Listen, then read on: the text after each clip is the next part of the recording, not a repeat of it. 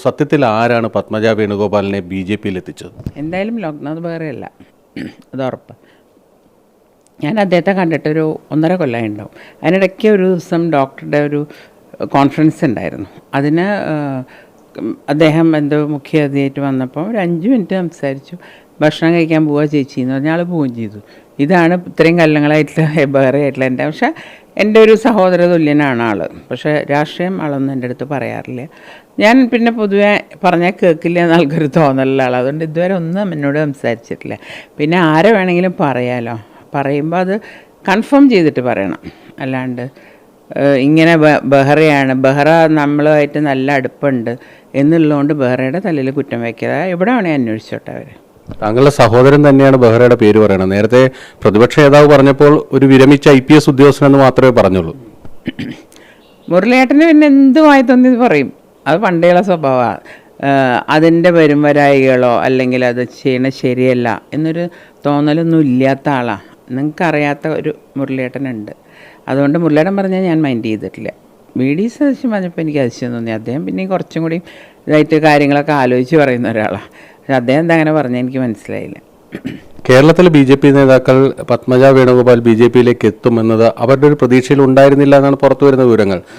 ആരുമായിട്ടാണ് പത്മജ വേണുഗോപാൽ ഈ BJP പ്രവേശനത്തിന് contact ചെയ്തത്? എനിക്ക് പറയാൻ പറ്റില്ലല്ലോ, അത് അവരുടെ രഹസ്യങ്ങളാണ്. അത് ഞാൻ തുറന്നു പറഞ്ഞാൽ ഞാൻ അവരെ ചതിക്കണ മാതിരിയാവും. എന്തായാലും എൻ്റെ മനസ്സിലും ഉണ്ടായിരുന്നില്ല.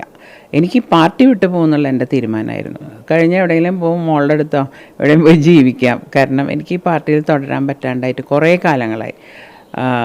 ഈ പാവപ്പെട്ട പ്രവർത്തകരെ അറിയില്ല ഞാൻ അനുഭവിച്ച വേദനകൾ. അതുകൊണ്ടാണ് അവരുടെ സങ്കടം കൊണ്ട് അവരെന്നെ പറയണത്. പക്ഷേ അതിലെനിക്ക് വിഷമമൊന്നുമില്ല. ഞാൻ പ്രതീക്ഷിച്ച, പക്ഷേ ഞാൻ പ്രതീക്ഷിച്ചതിനേക്കാളും കുറവാണ് എനിക്ക് അറ്റാക്ക്. കാരണം പൊതുവേ ഞാൻ എല്ലാവരോടും നല്ല സ്നേഹമായിട്ട് പെരുമാറുന്നതാണ്. എനിക്ക് എല്ലാ പാർട്ടിയിലും ബന്ധങ്ങളുണ്ട്, ഫ്രണ്ട്സായിട്ട്. അല്ലാണ്ട് പാർട്ടിയെ കോൺഗ്രസ് എന്നുള്ളതിലായിരുന്നു ഞാൻ ഇത്രയും കാലം. പക്ഷേ എനിക്ക് നിൽക്കാൻ പറ്റാണ്ടായി തുടങ്ങി. ഈ പ്രവർത്തകർക്ക് താങ്കൾ അനുഭവിച്ച ബുദ്ധിമുട്ട് അറിയില്ല എന്ന് പറയും, പക്ഷേ സഹോദരൻ അറിയാൻ സാധ്യതയുണ്ടല്ലോ. ഇല്ല, ഞാൻ മുരളിയേട്ടനോട് ഒട്ടും പറയാറില്ല, പറഞ്ഞിട്ട് കാര്യമില്ല.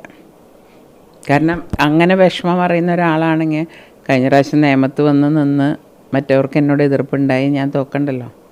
അല്ലെങ്കിൽ സാധാരണ ആരെങ്കിലും മത്സരിച്ച് പോകേണ്ട സ്ഥലത്താണ് ഞാൻ എൻ്റെ കുടുംബം ആയിട്ട് കരുതിയിരുന്ന സുരേഷ് ഗോപിനെ ഇവിടെ കൊണ്ട് നിർത്തിയപ്പോൾ ഞാനന്ന് എത്ര വേദനിച്ചു എന്നറിയാം. പക്ഷേ പിന്നെ പാർട്ടി പറഞ്ഞാൽ മത്സരിക്കുക എന്നുള്ളത് മാത്രമേ ഉണ്ടായിരുന്നുള്ളൂ. മുരളിയേട്ടന് പലതും അറിയില്ല. ഈ നിയമത്തേക്ക് കെ മുരളീധരൻ പോയതാണോ താങ്കളെ തൃശ്ശൂരിൽ തോൽപ്പിച്ചത്? അതുകൊണ്ട് അതൊരു കാര്യം.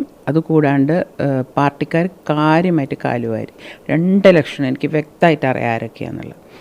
ഞാനത് വല്ലാണ്ട് എന്നെ വേദനിപ്പിച്ചാൽ എനിക്കത് പറയേണ്ടി വരും. പക്ഷേ എന്നെക്കൊണ്ട് കഴിയണം. ഞാൻ പറഞ്ഞില്ലേ, ഞാൻ അങ്ങനെ ഒരു വൃത്തികെട്ട വാക്ക് ഉപയോഗിക്കണതോ അല്ലെങ്കിൽ ഒരാളെ ചതിച്ച് നമ്മൾ ആ പാർട്ടിയിൽ നിന്ന് പോന്നു കഴിഞ്ഞു. പിന്നെ അവരെന്ത് ചെയ്തു എന്ന് ഇനി ആരും അറിയണ്ട. എൻ്റെ തീരുമാനം ഉറച്ചതാണ് ഇക്കാര്യത്തിൽ. കാരണം അത്രയും വിഷമം കൊണ്ടെടുത്താൽ ഞാൻ തീരുമാനം സന്തോഷത്തോടു കൂടിയൊന്നുമല്ല ഈ തീരുമാനം. കാരണം ഞാൻ ജനിച്ചപ്പോൾ തൊട്ട് ഈ മിനിഞ്ഞാന്ന് വരെ ഞാൻ കോൺഗ്രസ്സിൽ അടി എറിച്ച് നിന്നാൾ. എൻ്റെ അച്ഛൻ പോയപ്പോൾ പോയില്ല. പക്ഷെ മുരളിയേട്ടൻ അങ്ങനെയല്ലല്ലോ. മുരളിയേട്ടൻ 3-4 പാർട്ടി മാറി വന്ന ആൾ എന്നെ പറയാൻ എന്താ അവകാശം എന്നാണ് ഞാൻ 2 ദിവസമായിട്ട് ചിന്തിച്ചുകൊണ്ടിരിക്കുന്നത്.